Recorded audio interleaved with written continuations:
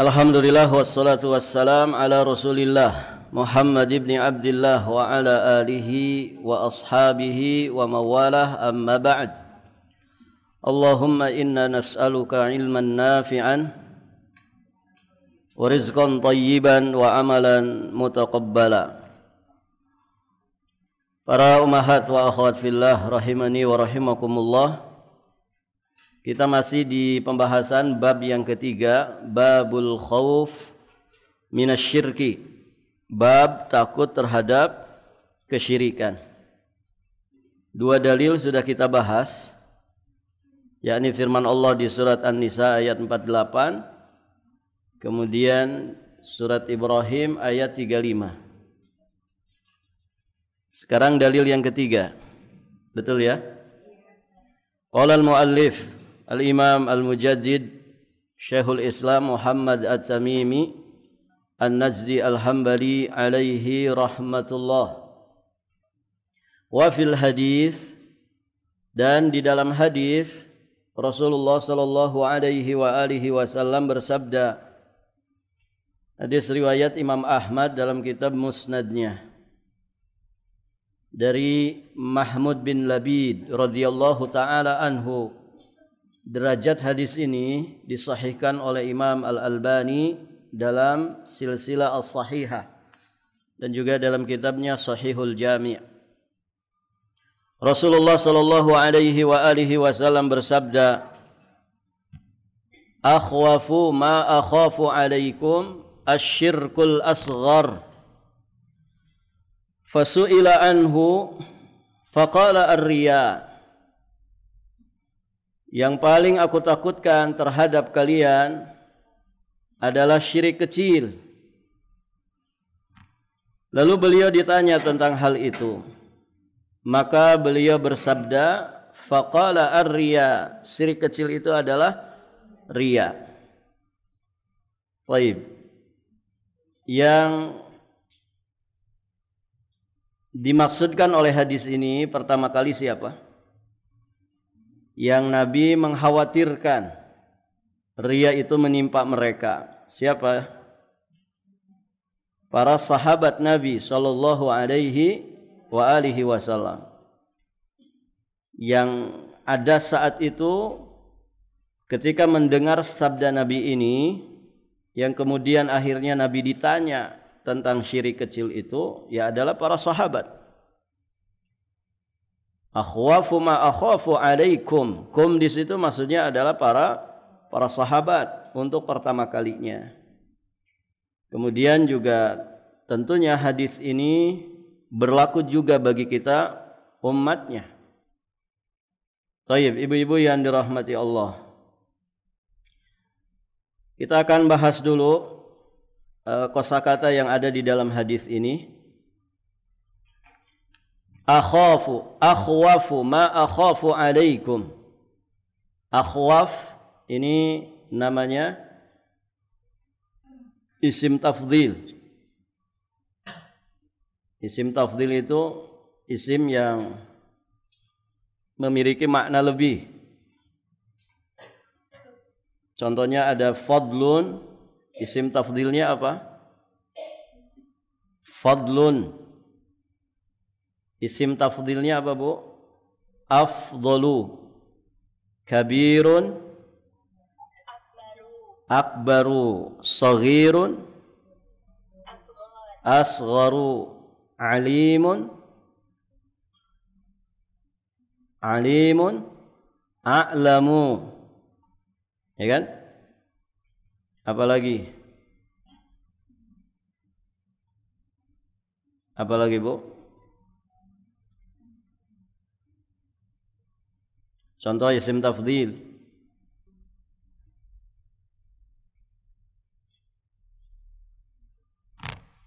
Dayyikun. Dayyik itu sempit. Lebih sempit apa? Adyaku. Katsirun. Katsirun banyak. Aktsaru lebih banyak. Nah, akhwafu itu isim tafdhil. Khaufun akhwafu. Jadi akhwafu itu perkara yang paling aku takutkan. Akhwafu, yang paling aku takutkan. Ma akhafu alaikum, dari perkara-perkara yang aku khawatirkan menimpa kalian. Jadi banyak yang ditakutkan oleh Nabi sallallahu alaihi wasallam menimpa para sahabat, menimpa umatnya. Namun di antara sekian banyak perkara-perkara yang Nabi khawatirkan menimpa mereka, maka syirik kecil ini yang lebih Nabi khawatirkan. Kemudian ar-riya. Ar-riya maksudnya adalah memperlihatkan amal kebaikan kepada orang lain. Nabi memberikan contoh seperti orang yang salat fayuzayyinu salatahu. Ya, dia memperbagus salatnya karena dilihat oleh manusia. Jadi dia memperbagus, memperindah salatnya karena tahu ada yang memperhatikan dirinya. Ini riya. Dengan bahasa lain, riya itu pamer kebaikan dengan niat mendapatkan pujian, sanjungan, dan kedudukan di hati manusia. Kemudian syara ijmali dari hadis yang mulia ini. Di dalam hadis ini Nabi sallallahu alaihi wasallam mengabarkan kepada kita bahwasannya beliau mengkhawatirkan kita semua, umatnya. Bahkan untuk pertama kali beliau mengkhawatirkan para sahabat. Dari perkara-perkara yang beliau khawatirkan menimpa para sahabat dan umatnya adalah syirik kecil. Mengapa demikian? Kenapa beliau begitu mengkhawatirkan? Pertama, karena memang beliau itu memiliki sifat kebaikan yang sangat luar biasa. Di antaranya kepedulian dan kasih sayang yang sempurna terhadap para sahabat dan juga umatnya secara umum. Taib, ibu-ibu yang dirahmati Allah, harisun alaikum. Ya, Nabi itu sangat haris, sangat berkeinginan kuat. Ya, kalian itu beriman. Bil mu'minin raufur rahim. Ya, beliau itu sangat penyantun, sangat penyayang ya terhadap orang-orang beriman. Sehingga beliau mengkhawatirkan ya syirik kecil ini menimpa para sahabat kemudian umatnya. Kemudian karena memang juga beliau mengetahui begitu kuatnya sebab-sebab terjadinya syirik kecil.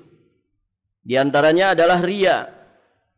Dan betapa banyak perkara-perkara yang mendorong orang itu untuk riya.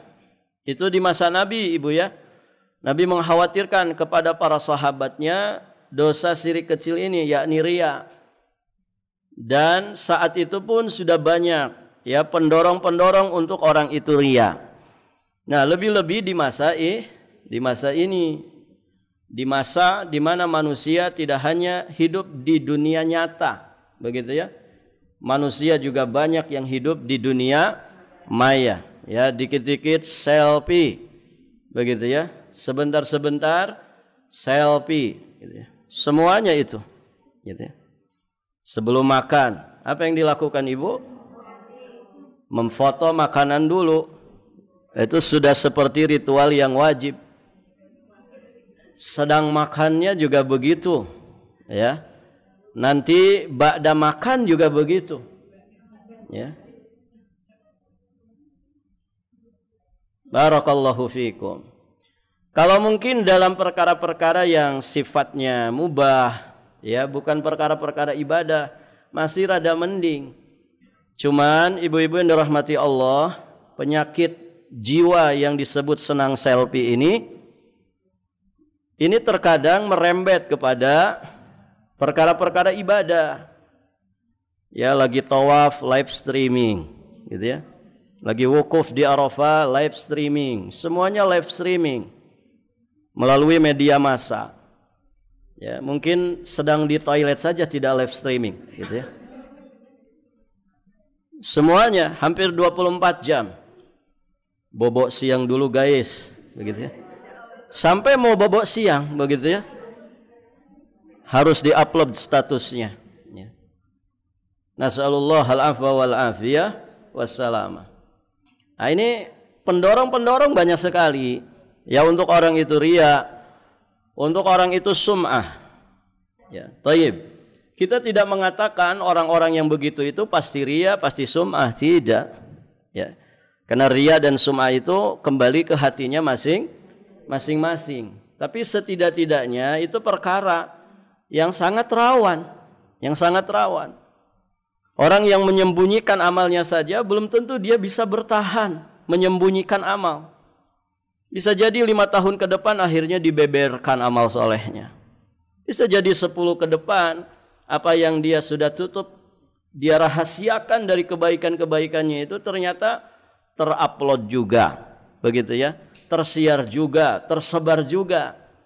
Barakallahu fikum. Nah, ini mestinya berhati-hati. Al-qulubu dhaifah. Hati kita itu sangat lemah. Walaupun kelihatannya anteng-anteng saja, kita kan tidak pernah ya hati orang itu sedang seperti apa, gitu ya. Ketika dipuji-puji sama orang, disanjung-sanjung sama orang, Masya Allah, ibu rajin banget ya ngajinya. Saya lihat status ibu itu sedang ngaji terus, gitu ya. Taib. Mungkin mulutnya adem-adem aja, enggak, biasa aja, gitu. Tapi hatinya sebetulnya berbunga-bunga. Siapa dulu saya? Enggak tahu dia, gitu kan. Ini loh, satu komplek enggak ada yang paling soleha kecuali saya. Gitu. Itu kalau hatinya begitu kan masalah, walaupun mulutnya sepertinya tawadu banget, gitu. Enggak kok, biasa aja. Banyak yang lebih rajin dari saya, gitu. Ternyata hatinya sedang berbunga-bunga, gitu ya. Menjadi ujub, waliyadzubillah, menjadi sesuatu yang bisa saja menggugurkan pahala-pahala dari amal soleh kita.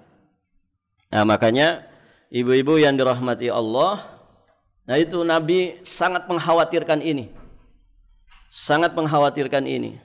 Karena betapa kuatnya sebab-sebab terjadinya syirik kecil ini, betapa banyaknya pendorong-pendorongnya. Taib. Oleh karena itu, barangkali syirik kecil itu mencampuri akidah kaum muslimin dari arah yang tidak mereka ketahui, sehingga bisa saja kemudian memadharati diri mereka, memadharati amal soleh mereka yang sudah capek-capek mereka bina. Dan karena itulah beliau memberikan peringatan dan juga mengingatkan mereka semua. Taib, ibu-ibu yang dirahmati Allah. Faidah-faidah yang bisa dipetik dari hadis yang mulia ini ada 4, beliau cantumkan di sini. Yang pertama, kata pensyarah rahimahullahu taala, hadis ini memberikan penjelasan kepada kita perhatian besar yang dicurahkan Rasulullah sallallahu alaihi wasallam terhadap umat beliau. Iya, Nabi berkali-kali ya di dalam perjalanannya sangat mengkhawatirkan, mencemaskan keadaan umatnya. Ya. Itu yang dikatakan ya harisun alaikum ya bil mu'minina raufur rahim. Ya, beliau sangat berkeinginan kuat menjadikan umatnya itu benar-benar beriman kepada Allah Subhanahu wa taala. Ya, bagaimana ketika pamannya, orang yang membantu dakwahnya, kemudian juga masih kerabatnya, keluarganya, ternyata matinya di atas kekufuran. Ya, Nabi sangat bersedih sekali. Sangat bersedih sekali. Ya, sehingga dalam sejarah dikatakan tahun itu adalah tahun kesedihan bagi Nabi sallallahu alaihi wasallam. Ini bukti yang sangat kuat kepedulian beliau terhadap umatnya. Taib. Kemudian dari hadis ini kita memahami syirik itu terbagi menjadi dua. Ada syirik besar, ada syirik kecil. Ini istilah saja untuk membedakan, ya, sehingga nanti ada sikap hukum di situ. Ada syirik besar, ada syirik kecil. Jadi pembagian besar dan kecil ini bukan berarti yang kecil disepelekan, enggak. Syirik kecil itu walaupun istilahnya kecil, tetap saja dia termasuk dosa besar. Bahkan bisa dikatakan lebih besar dari dosa-dosa besar yang lainnya. Nasallallahu as-salamah. Ya, semoga Allah menyelamatkan kita semua dari semua kesyirikan, yang kecil ataupun yang besar. Kemudian dari hadis ini kita memahami bahwa riya itu minasyirki. Riya itu dianggap termasuk syirik kecil. Makanya doanya alhamdulillah sudah kita hafalkan kan Ibu ya. Kita berlindung kepada Allah dari segala bentuk kesyirikan. Allahumma inni a'udzubika an usyrika bika wa ana a'lam wa astaghfiruka lima la a'lam. Nah, ini yang jelas ya Ibu, dari sini muncul rasa takut kita. Makanya hadis ini dicantumkan di bab tentang takut dari kesyirikan. Kalau kita mau merasapi pembahasan seperti ini, akan muncul rasa takut kita. Ya Allah, apakah selama ini ya lelah letih saya adalah lillah, karenamu ya Allah, ataukah karena yang lain dari makhlukmu? Begitu ya. Nah, ini kan mesti menjadi muhasabah kita masing-masing. Ya, sehingga dibantu dengan doa tadi, wa astaghfiruka lima la a'lam. Ya Allah, aku memohon ampunan kepadamu dari kesyirikan yang tidak aku ketahui, dari dosa yang tidak aku ketahui. Tadi ya, hati kita ini lemah, ya. Kita ini orang-orang yang lemah iman, ya, tipis iman, miskin ilmu. Ya, sehingga mungkin banyak sekali amal-amal kebaikan kita yang masih banyak campuran kotorannya, terutama kotoran-kotoran hati. Ya, selalu ingin diapresiasi, ya selalu ingin dianggap, begitu ya. Kalau dalam satu lembaga, satu komunitas, ada saja satu yang kemudian kurang diapresiasi, kurang dianggap, itu biasanya apa yang terjadi Ibu? Apa yang terjadi? Ya baper biasanya. Ya apalagi ibu-ibu begitu kan. Kalau sudah baper sudah ya keluar grup. Ya. Dia cari cara bagaimana keluar dari grup tanpa terdeteksi gitu kan. Barakallahu fiikum. Nanti akhirnya menjauh. Udah itu sudah aja lepas. Nanti ganti pindah ke komunitas lain misalkan yang dianggap di sini kayaknya aman. Ternyata apa Bu? Podo ae. Sami mawon. Jadi enggak ada yang sempurna, enggak ada yang sempurna. Nah, yang mesti kita kuatkan itu bagaimana ini? Lillahi ta'ala, ikhlas. Ngurus apapun, apalagi itu di bidang agama, ya, di bidang dakwah, misalkan di kaitannya dengan keilmuan, dengan amal soleh, baik fardiyah atau jamaiyah, maka mesti kuatkan keikhlasan. Orang yang kuat keikhlasannya, tentu dia tidak mudah menyerah, gitu ya, tidak gampang baperan. Barakallahu fiikum. Ini bagian daripada perjalanan. Karena ya iman itu mesti diuji, kan begitu. Iman itu mesti diuji. Kalau orang betul-betul bersih hati, murni keikhlasannya karena Allah, ya lurus saja ke Allah. Mau diapresiasikah mau tidak ada masalah. Yang penting Allah ridho kepada kita, begitu kan? Yang penting Allah ridho. Allah sudah melihat jerih payah kita, perjuangan kita, kontribusi kita, sudah diapresiasi, alhamdulillah. Tidak diapresiasi juga tidak ada masalah. Begitu. Teorinya begitu, Bu. Gitu ya. Prakteknya gimana? Yang ngomong belum tentu bisa ngamalin, gitu ya. Apalagi yang dengerin, gitu ya. Ya, tapi teorinya begitu memang, ya. Ya, ibu-ibu yang dirahmati Allah, maka maksimalkan ikhtiar, kencangkan doa. Sudah, lillah aja, lurus, ya, lempeng kepada Allah Subhanahu wa ta'ala. Kemudian dari hadis tadi kita juga bisa memahami tentang kewajiban bertanya kepada ulama tentang apa-apa yang tidak jelas hukumnya. Di sini para sahabat bertanya kepada Nabi. Nabi ditanya tentang syirik asghar itu maksudnya apa? Kemudian Nabi menyebutkan dengan contoh. Di antara syirik kecil itu adalah riya.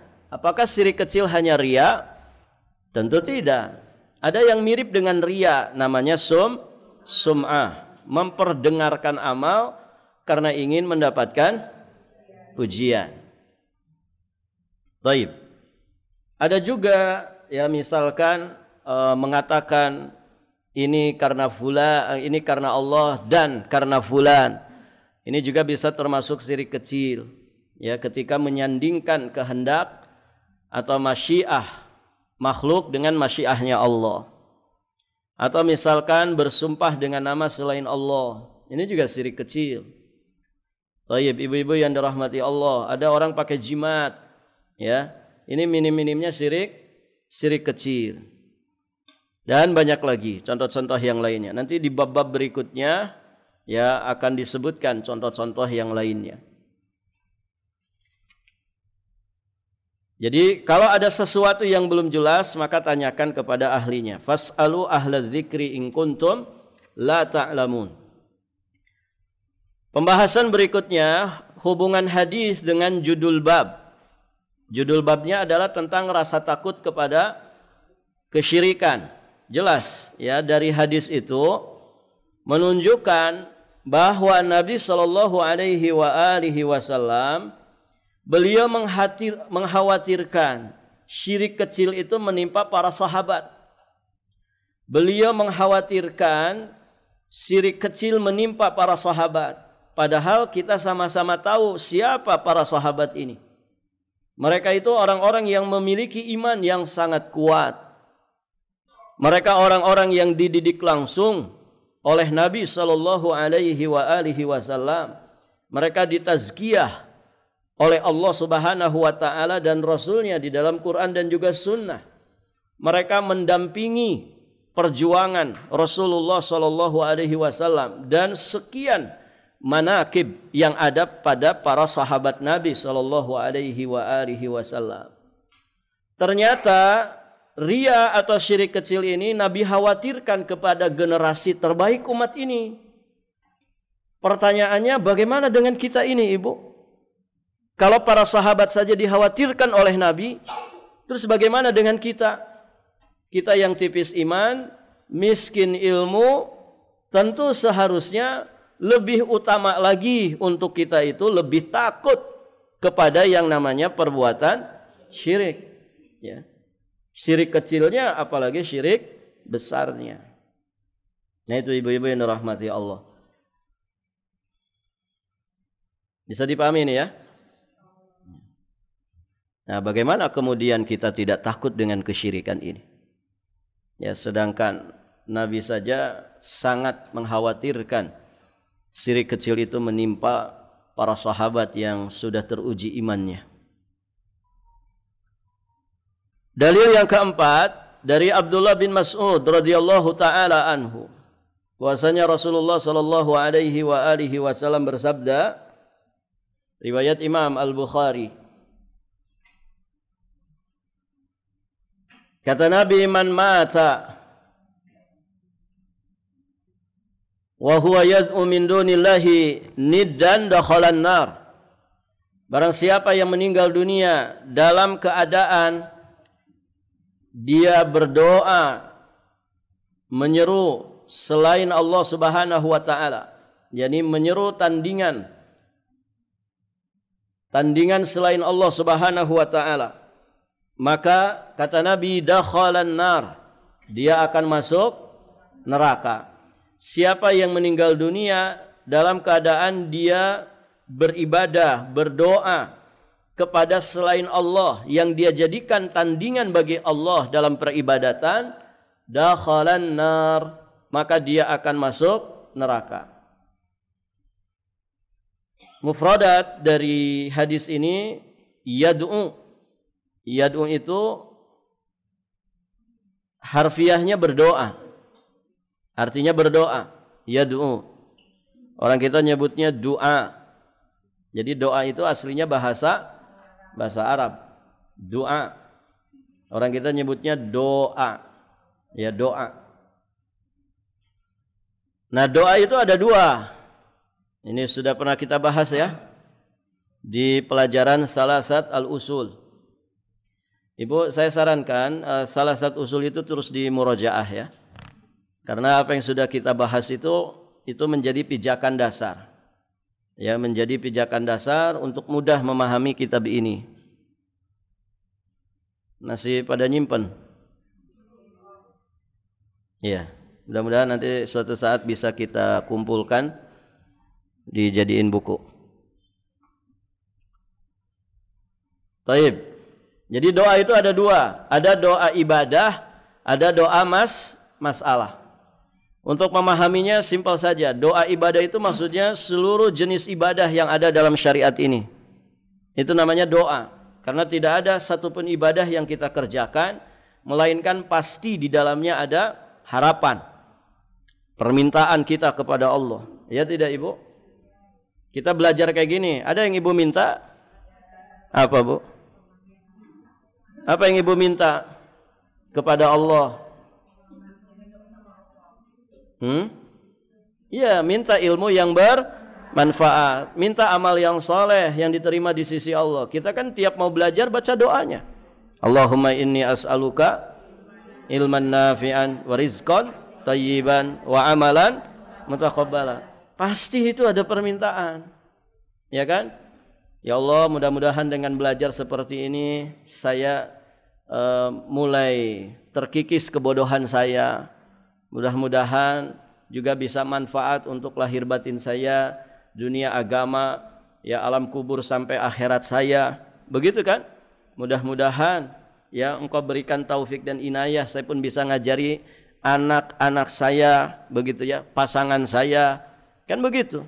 Pasti ada harapan. Ya Allah, semoga belajar agama saya ini menghasilkan, membuahkan ketakwaan, dan takwa itu sebaik-baik bekal ya untuk saya bisa menghadapmu dalam keadaan selamat, dan banyak lagi harapan yang lain. Nah itu kan semuanya doa. Ibu sholat juga demikian, ibu zakat, infak, sedekah juga demikian. Semua pasti ada permintaan kepada Allah, ya, permohonan kepada Allah dari ibadah-ibadah yang kita kerjakan. Maka pantaslah kalau kemudian dikatakan ya bahwa semua jenis ibadah itu juga hakikatnya doa. Nah, ada doa masalah. Ini yang kedua. Mas'alatun. Ya, mas'alatun orang kita nyebutnya masalah. Masalah itu artinya permintaan. Ya. Apa doa masalah? Doa masalah itu doa yang kita kenal, yang lazim orang menyebutnya doa. Ketika misalkan di waktu-waktu mustajab orang menengadahkan kedua tangannya, meminta ini, meminta itu, ya. Meminta diberi ini, meminta dihindarkan dari itu. Nah, itu namanya doa. Doa masalah, ya. Memohonkan segala sesuatu kepada Allah Subhanahu wa taala dengan mengangkat kedua tangan di waktu-waktu mustajab. Nah, itu dua macam doa. Bisa dipahami Ibu sampai sini? Kalau ada orang sedang memberi zakat, ya. Ibu jawab, dia sedang berdoa tidak? Doa apa? Doa ibadah. Kalau ada orang tiba-tiba gebret hujan, kemudian menengadahkan kedua tangannya, doa apa ini? Doa masalah. Paham ya? Ada orang berangkat ibadah haji, ibadah umrah, sedang berdoa tidak dia? Sedang berdoa. Doa apa? Doa ibadah. Ya, ketika dia sedang safar, dia angkat kedua tangannya. Di pesawat, orang-orang pada tidur, dia doa saja. 9 jam berdoa. Ada, Bu? Ada yang 9 jam di pesawat tuh doa terus isinya. Ada? Nggak ada. Yang ngomong saja nggak pernah kayaknya. Gitu. Paling doa di depan saja gitu kan. Selanjutnya terkapar gitu. Memang disuruh tidur biasa di pesawat itu. Taib, ibu yang dirahmati Allah. Nah, ketika dia ngangkat tangan sedang safar, berarti dia sedang berdoa. Doa apa namanya? Doa masalah. Paham ya? Taib. Nidan itu artinya tandingan. Maksud dari nid itu adalah yang diserupakan atau yang disamakan dengan Allah. Tandingan. Menjadi tandingan.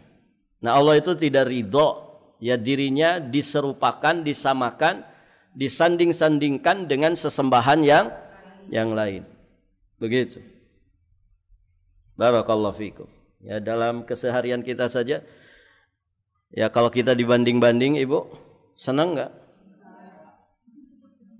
Ya, senang kan? Dek, kamu itu harusnya tuh seperti istrinya si fulan. Ya. Begini. Nyesek enggak, Ibu? Nyesek. Enggak enak kan dibanding-banding gitu. Ojo dibanding-banding kayak gitu. Nah, itu. Taib. Walillah al-matsalul a'la. Ya, tentu permisalan tentang Allah adalah permisalan yang maha mulia. Bagaimana dengan Allah? Ya, Allah yang menciptakan segala sesuatu, Allah yang memberikan fasilitas kepada manusia. Ternyata manusia berterima kasihnya bukan kepada Allah. Ya, sujudnya, ya, sembah sujudnya bukan kepada Allah, malah kepada sesama makhluk. Ya, Allah murka. Nah, itu namanya tandingan, niddan. Ya, Allah ya tidak ridha ada tandingan bagi dirinya dalam masalah peribadatan atau dalam perkara-perkara yang menjadi kekhususan bagi Allah. Di sini ada footnote, ada faidah yang dicantumkan oleh muallif pensyarah rahimahullahu taala. Beliau menukilkan penjelasan Syekh Abdurrahman bin Hasan rahimahullahu taala. Beliau berkata, menjadikan tandingan bagi Allah itu ada dua. Ada menjadikannya sebagai sekutu bagi Allah dalam macam-macam ibadah. Maka ini hukumnya syirik besar. Jadi menjadikan tandingan bagi Allah itu ada dua. Ada yang hukumnya syirik besar, ada yang hukumnya syirik kecil. Begitu simpelnya. Nah, termasuk syirik kecil selain riya yang tadi kita bahas sebelumnya, ada juga misalkan menyandingkan kehendak Allah dengan kehendak makhluknya. Misalkan seseorang mengatakan ini karena kehendak Allah dan kehendak si fulan. Kalau pakai dan tidak boleh. Sejajar, maknanya ini sejajar, dia atof gitu ya. Kalau mau pakai tartib. Tartib itu menunjukkan urutan. Maka kalimatnya yang boleh itu pakai summa. Ya. Laulallah summa fulan. Kalau bukan karena Allah dan kemudian karena si fulan, mungkin saya bisa celaka. Begitu ya. Jadi ada orang mau celaka kemudian ditolong. Ya, ditolong. Diselamatkan oleh seseorang. Maka dia sampaikan, kalau bukan karena Allah, kemudian karena bantuan si fulan, saya mungkin celaka. Nah, kalau pakai kemudian tidak ada masalah. Karena itu tartib, menunjukkan urutan. Bahwa yang disebutkan pertama itu yang inti, yang kedua itu hanya ngikut saja, menjadi wasilah. Yang intinya adalah diselamatkan oleh Allah, tapi dengan wasilah. Dengan wasilah siapa? Dengan wasilah si fulan yang nolong saya. Nah, maka ibu perhatikan ya, dalam bahasa keseharian kita juga mohon diperhatikan kalau kita sudah belajar tauhid, supaya tidak salah ucap. Aduh, untung ada kamu, gitu ya. Kalau nggak ada kamu, celaka saya. Oh, ini malah nggak nyebut Allah, gitu ya. Ini malah nggak nyebut Allah. Untung ada kamu. Ya. Ini kalimat seperti ini kan sering banget ibu. Untung kamu datang. Ya. Kalau nggak datang, celaka saya. Ya, ibu yang dirahmati Allah. Allah dulu sebut yang maha kuasa atas segala sesuatu. Alhamdulillah.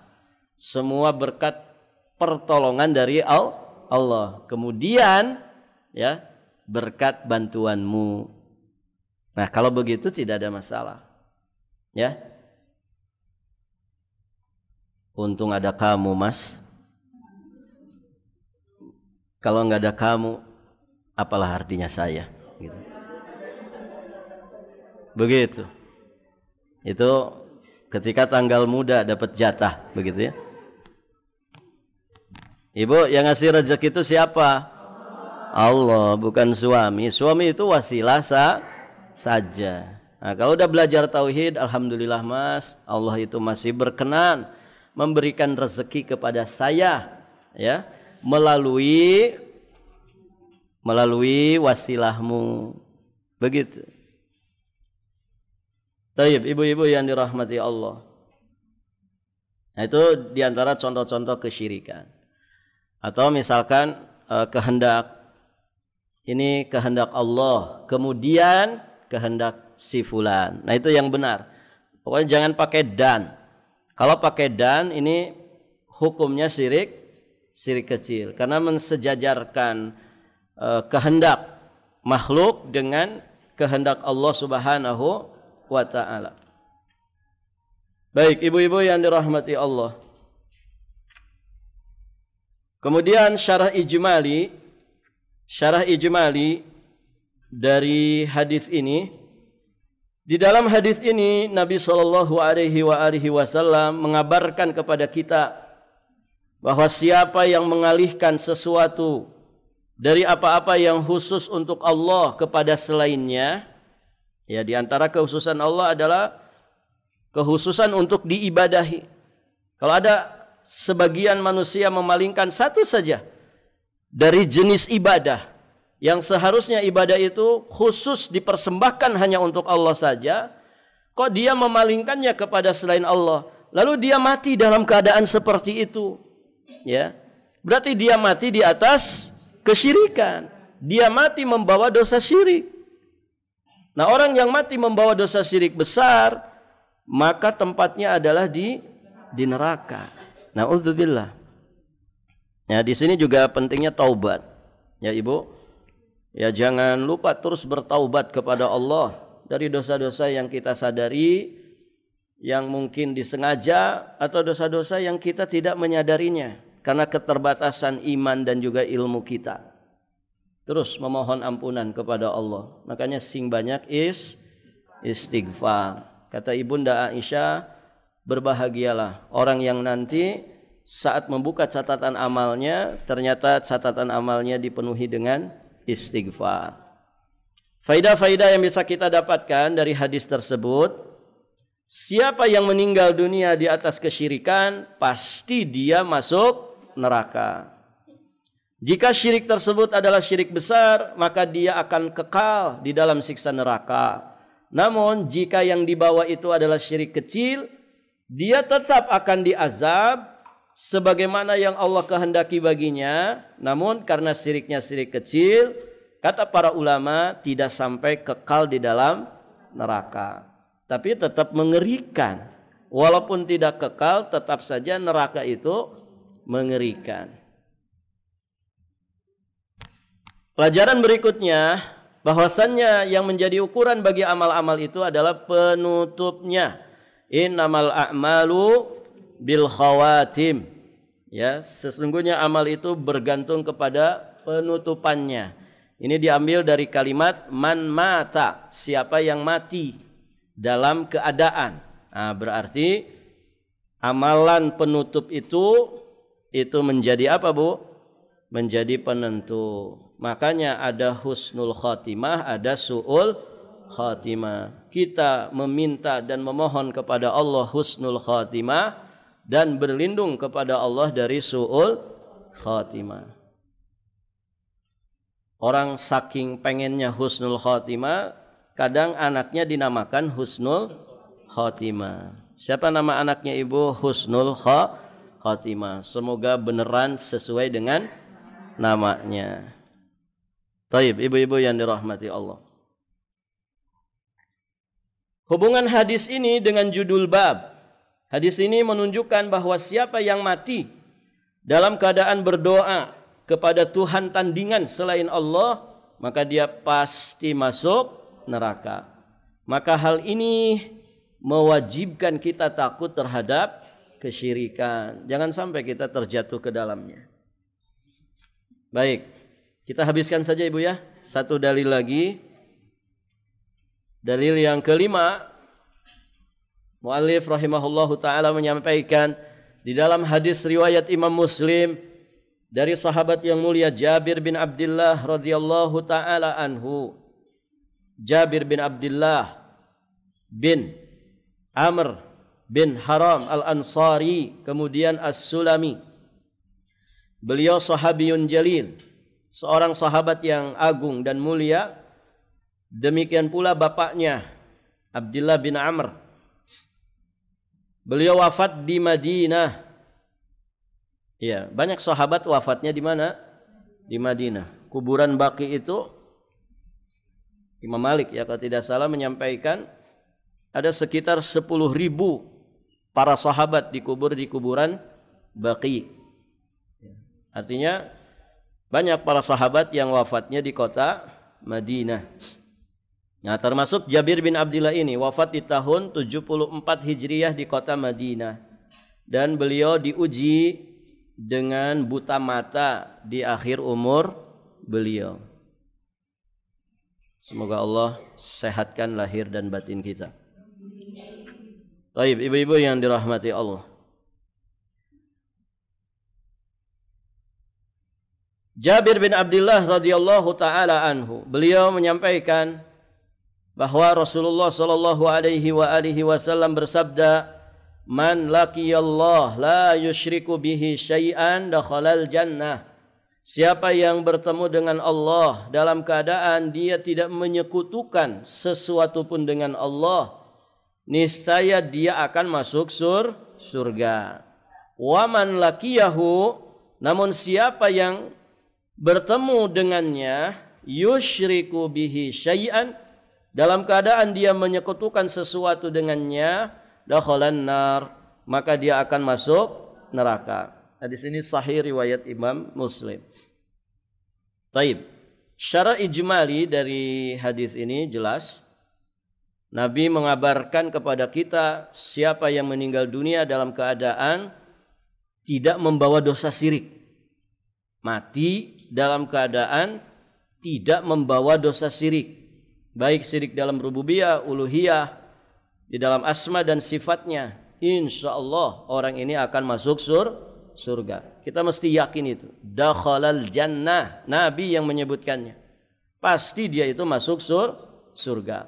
Namun jika matinya dalam keadaan membawa dosa syirik, dia menyekutukan Allah dalam peribadatan, maka tempat kembalinya adalah neraka. Baik. Kemarin sudah kita pernah bahas ya, bahwa ini bukan berarti ya orang itu semasa hidupnya tidak pernah sama sekali berbuat syirik. Itu jelas ideal begitu ya. Orang yang dari akil baliknya sampai matinya tidak pernah berbuat syirik. La asghar wala akbar. Tidak syirik kecil juga tidak syirik besar. Ini luar biasa. Barakallahu fiikum. Namun mereka yang pernah terjatuh, pernah melakukan, insya Allah juga tetap berpeluang mendapatkan surga dan selamat dari neraka. Yang penting dia bertaubat nasuha. Ya, ibu yang dirahmati Allah. Dan mungkin ya orang-orang yang tinggal di lingkungan, nasallallahu al-afwa wal afiyah wassalama, lingkungan yang mungkin kesyirikan itu seperti menjadi budaya, dianggap lumrah. Ya pastilah orang-orang yang tinggalnya di tempat-tempat seperti itu pasti mungkin pernah terjatuh dalam keadaan dia tidak tahu gitu ya. Macam-macam mungkin modelnya gitu ya. Ada yang suka susuguh ya, sesaji di malam Jumat, terutama Jumat Kliwon ya. Di pabeasan biasanya kalau di sebagian kampung. Pabeasan itu tempat nyimpan beras. Ya. Kalau orang dulu kan nyimpan beras tuh pakai apa ini? Yang dari tanah liat itu, Ibu. Gentong tanah liat itu. Gitu ya. Tergantung ukurannya ya, tergantung tingkat ekonominya. Kalau yang kaya-kaya mungkin gentongnya rada gede gitu ya. Nanti di atasnya ada penutupnya. Nah, disitulah kemudian biasanya disimpan di pojokan kamar. Biasanya kamar yang paling belakang. Nanti ditutup pakai tirai. Tirainya seperti kain kafan. Warnanya putih. Begitu. Nah itu nanti Jumat Kliwon biasanya ngadain sesaji di situ. Pakai degan, pakai kelapa tua dipotong kecil-kecil, dikasih gula merah di atasnya, gitu ya.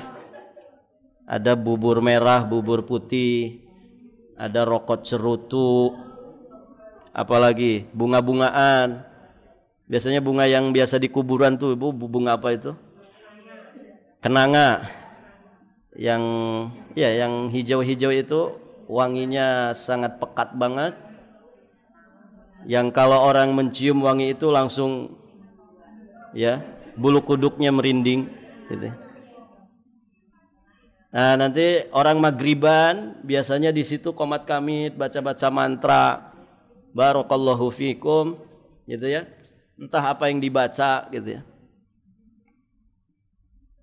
Nanti kalau ada cucu-cucunya minta, hush, enggak boleh pamali gitu ya. Belum dimakan sama karuhun gitu ya. Nah, nanti kalau udah selesai ritualnya baru boleh dimakan. Nah, itu kan di sebagian tempat begitu, Ibu.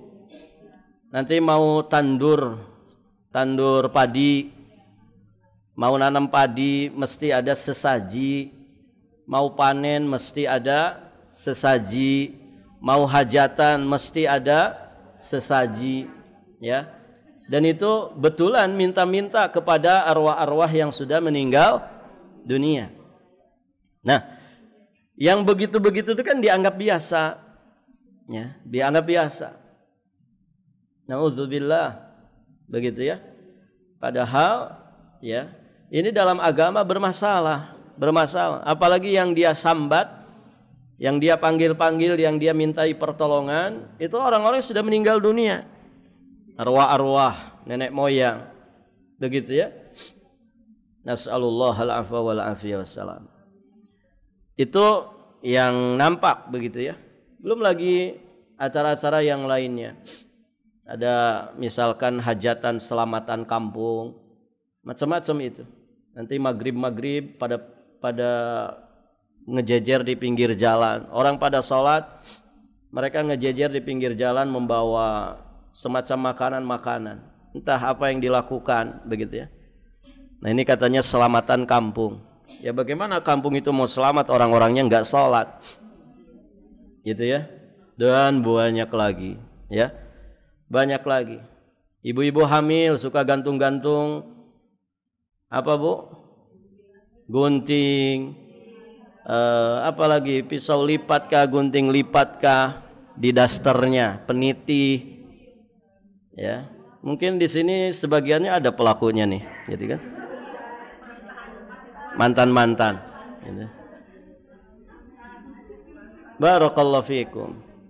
Banyak lagi. Pokoknya dari mulai kelahiran sampai kematian itu. Ritual-ritual begitu tuh banyak sekali. Ya.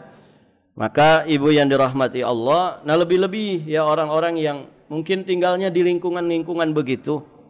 Ya, banyak TBC-nya gitu ya. Takhayul bid'ah khurafat, begitu kan? Nah, ini sangat-sangat mungkin sekali pernah terjatuh. Maka kewajibannya adalah bertaubat, taubatan nasuha. Baik, faidah-faidah yang bisa kita dapatkan, hadis ini menjelaskan kepada kita tentang penetapan adanya surga dan neraka. Surga itu hak, neraka itu juga hak, benar adanya. Ada 3 yang mesti diyakini tentang surga dan neraka. Ada yang masih ingat? Ada yang masih ingat ibu? Masih lupa? Pertama, surga dan neraka itu sudah ada saat ini. Ya kan? Sudah ada saat ini. Surga fi'iliyin, neraka sijjin. Ya, surga itu tempatnya di atas. Di mana? Allahu a'lam, gaib. Alam gaib. Adapun neraka tempatnya di bawah. Makanya surga bertingkat ke atas, namanya derajat. Neraka bertingkat ke bawah, namanya darokat. Sudah ada saat ini. Itu pertama. Yang kedua, kedua-duanya makhluk ciptaan Allah. Kedua-duanya makhluk ciptaan Allah. Yang ketiga, la yafniyani. Kedua-duanya tidak mengalami kefanaan. Kedua-duanya tidak mengalami kehancuran, fana, tidak fana dia. Tentu dengan izin Allah Subhanahu wa taala. Nah, itu yang mesti diimani tentang surga dan neraka. Kemudian sebagaimana hadis sebelumnya, di antara faidah yang lainnya, yang menjadi patokan amal manusia itu adalah khatimahnya, penutupannya. Semoga Allah anugerahkan kepada kita husnul khatimah dan menyelamatkan kita dari su'ul khatimah. Siapa yang meninggal dunia di atas tauhid, maka dia tidak akan kekal di dalam neraka. Siapa yang meninggal dunia di atas tauhid, minim-minimnya dia tidak akan, kalaupun masuk neraka, tidak akan kekal di dalam neraka. Nanti tempat akhirnya adalah surga. Siapa yang meninggal dunia di atas kesyirikan, maka dia wajib masuk neraka. Karena Allah tidak mengampuni dosa syirik. Maka pasti dia masuk neraka. Kekal tidak, ibu? Kekal tidak? Tergantung syiriknya apa. Kalau syirik besar, dia kekal selama-lamanya di neraka. Kalau syiriknya kecil, dia tidak akan kekal. Maksudnya apa? Kalau masih sah iman dan Islamnya, nanti tempat akhirnya adalah surga. Jadi nanti itu, ibu, ada orang-orang yang terlambat masuk surga. Kemana dulu mereka? Ke neraka dulu. Nggak ada yang mampir ngombe dulu, nggak ada. Ya. Kalau belum ada di surga itu, ya kemungkinan sedang disiksa di neraka. Ada juga namanya ashabul a'raf. Ashabul a'raf itu orang yang menempati tempat tinggi. Ketika mereka melihat ahli neraka, mereka nangis. Ketika mereka melihat ahli surga, mereka ya tersenyum, begitu ya. Namun sebagian pendapat ulama menyatakan ashabul a'raf ini yang kebaikan dan keburukannya seimbang, ini nanti ujung-ujungnya akan masuk surga. Tapi dia ditetapkan dulu di satu tempat yang disebut dengan al-a'raf. Taib. Kandungan hadis ini terkait dengan judul bab, hubungan hadis ini terkait dengan judul bab sangat jelas. Hadis ini menunjukkan bahwa setiap orang yang mati di atas kesyirikan pasti dia masuk neraka. Nah, kalau demikian adanya, berarti ini mewajibkan kita untuk takut kepada kesyirikan dengan segala macam caranya. Beda dengan orang yang bawa dosa besar lain selain syirik. Masih ada kemungkinan selamat dari sentuhan siksa api neraka. Tapi kalau orang matinya dipastikan bawa dosa syirik, pasti itu neraka. Itu Bu. Jadi kalau orang mati membawa dosa besar selain syirik, dia nggak pernah berbuat syirik, tapi punya dosa besar yang tidak sempat dia tobati, itu masih ada kemungkinan untuk bisa selamat dari siksa api neraka ketika Allah berkehendak mengampuninya. Tapi kalau yang syirik ini tidak ada. Orang mati membawa dosa syirik pasti neraka. Disitulah seharusnya ya muncul rasa takut yang begitu mendalam di dalam hati kita dari perbuatan syirik. Nah, terakhir saya tambahkan Ibu, buah takut terhadap bahaya syirik. Kalau kita itu takut kepada syirik, buahnya itu apa? Hasilnya apa? Pertama, buah takut terhadap bahaya syirik itu, orang yang takut terhadap syirik pasti dia belajar tauhid secara terperinci. Nah, kenapa kita belajar tauhid ini? Salah satu alasannya ini. Kita takut ya terjatuh ke dalam perbuatan syirik. Jadi buah takut terhadap bahaya syirik pertama, belajar tauhid secara terperinci untuk dia amalkan. Yang kedua, belajar tentang syirik secara mendetail untuk dia tinggalkan. Apa yang kedua, Bu? Belajar syirik secara mendetail untuk dia tinggalkan, untuk dia jauhi. Yang ketiga, buah takut dari syirik itu segera tobat jika berdosa. Sekecil apapun dosa itu, maka dosa itu akan mengantarkan kepada kesyirikan. Ulangi, yang ketiga apa? Segera tobat jika berdosa. Karena sekecil apapun dosa itu, maka dia menjadi jalan menuju kesyirikan. Buah takut terhadap bahaya syirik yang keempat,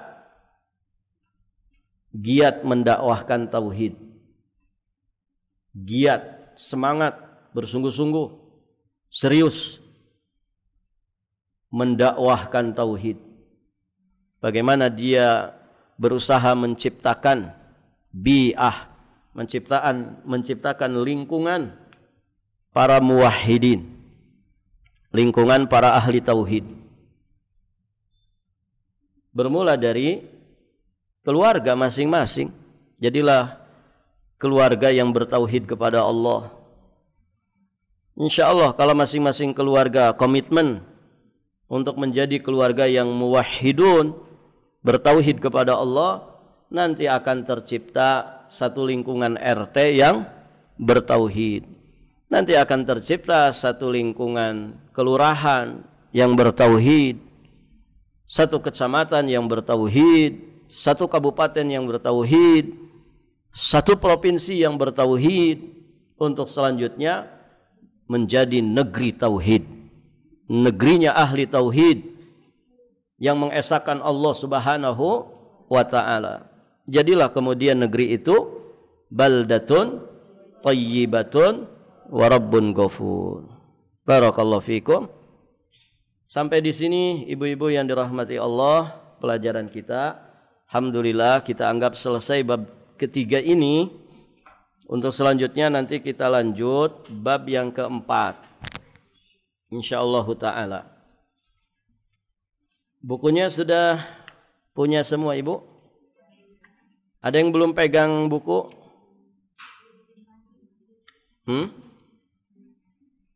Yang belum punya buku mohon dicari ya bukunya ya.